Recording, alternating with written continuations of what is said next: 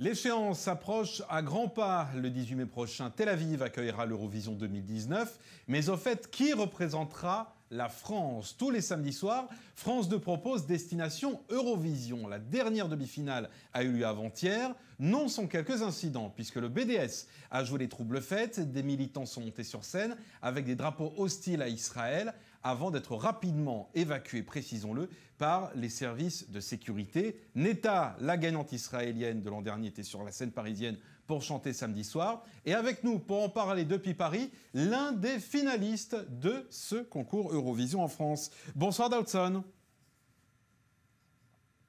Bonsoir. Merci d'être en direct avec nous sur i24 News. Écoutez, moi ça va très bien. Déjà, la bonne nouvelle pour nous, je vais la rappeler, c'est que vous êtes l'un des 4 candidats qui a été retenu lors de cette demi-finale de samedi soir dernier, avec votre chanson « Sois un bon fils ». Autrement dit, on vous retrouvera samedi soir pour la finale et savoir si c'est vous qui allez, oui ou non, représenter la France au concours Eurovision. Peut-être d'abord une question sur cet incident qui a eu lieu samedi soir. Qu'est-ce qui s'est passé exactement, puisque vous étiez présent? Alors, ce qui s'est passé, c'est qu'on n'a rien compris. On montait chacun un par un à notre place. Et moi, tout de suite, j'ai vu des gens arriver avec des drapeaux. J'ai rien compris du tout. Et j'ai vu après les forces de l'ordre et la sécurité les refaire descendre, mais j'avais vraiment rien capté. J'étais là, j'étais étonné. Je me suis dit, mais qu'est-ce qui se passe?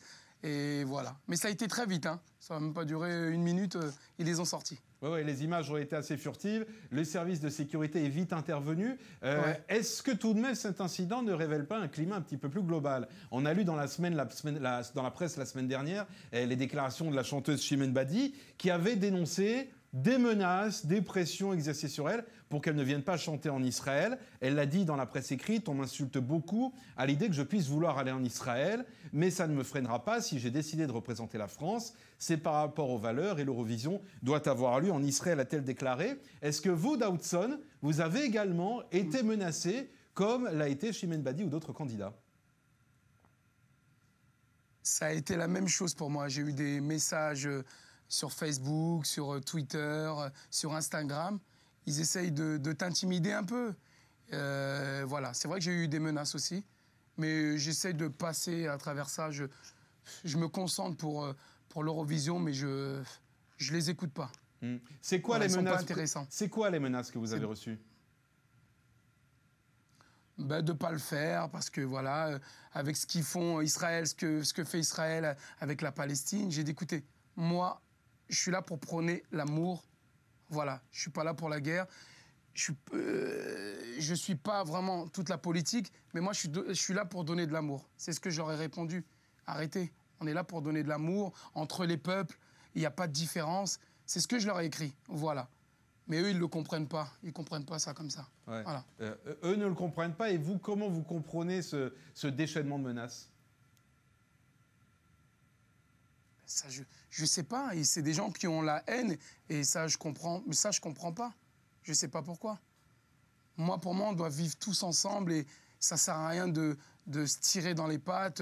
Voilà, après, c'est des problèmes qu'il y a entre eux. Mais ça sert à rien de se tirer dans les pattes. Ouais.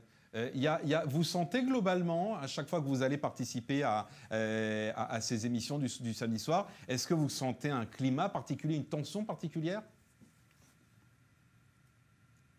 Franchement, je ressens rien du tout. Quand je suis tellement concentré que non, je ressens rien. Mais les équipes mes messages sur Facebook, Insta et tout. Mais les équipes ou la production vous ont donné des directives? Messages sur Facebook. Non, ils m'ont rien donné. Non, rien du tout. Ouais. Non. En tout cas, j'aurais parlé que j'avais des messages. Ouais.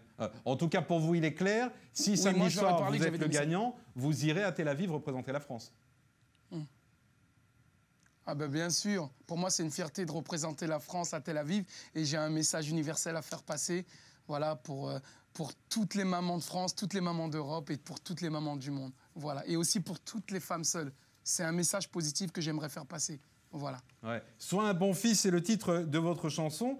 Vous avez des concurrents, on va dire, très dangereux. Face à vous, vous avez Manuel Moire, vous avez Bilal Hassani qui est présenté par beaucoup comme le favori. Vous avez également Chimène Badi que j'évoquais il y a un instant. C'est qui pour vous le plus dur à battre samedi prochain? Franchement, pour moi, on est tous pareils. Vraiment, il n'y a pas de... Il n'y a pas de dur. Chacun fera sa chanson, chacun fera passer son message.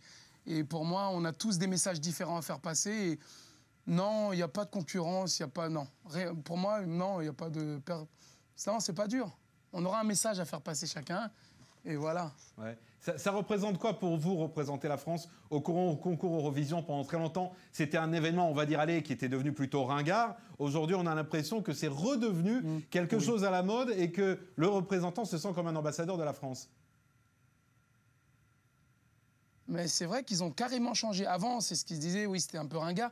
Et ce que j'aime cette année, c'est qu'ils ont mis plein de styles différents. Moi, je fais tout ce qui est afro-pop, ils ont mis du rap, ils ont mis de la variété, ils ont mis de la pop. Vraiment, là, cette année, ils ont vraiment fait quelque chose, pour moi, d'énorme. Ils se sont plus ouverts et pour moi, c'est super. Bon, hein, est-ce que vous pouvez, juste avant de nous quitter, Daoudson, nous faire un petit cadeau pour les 24 News? Sois un bon fils, c'est le nom de la chanson que vous allez chanter à l'Eurovision. Vous pouvez m'en chanter 20 secondes? Le refrain, c'est... Ok. Sois un bon fils, respectueux, c'est ce que maman a demandé. Reste toi-même, mais n'oublie pas d'être heureux, c'est ce qu'elle m'a recommandé. Sois un bon fils, respectueux, c'est ce que maman a demandé. Reste toi-même, mais n'oublie pas d'être heureux, c'est ce qu'elle m'a recommandé. Eh bien, écoutez, Hamid, notre réalisateur qui est fan de vous, va être ravi. Merci infiniment, Daoudson, d'avoir été avec nous. Bonne chance pour la finale. Bonne chance samedi soir. À vous. La finale de l'Eurovision sur France 2. Et puis rendez-vous ici à Tel Aviv au mois de mai pour célébrer ensemble cette Eurovision 2019. Merci Daoudson, merci à tous d'avoir participé à ces conversations.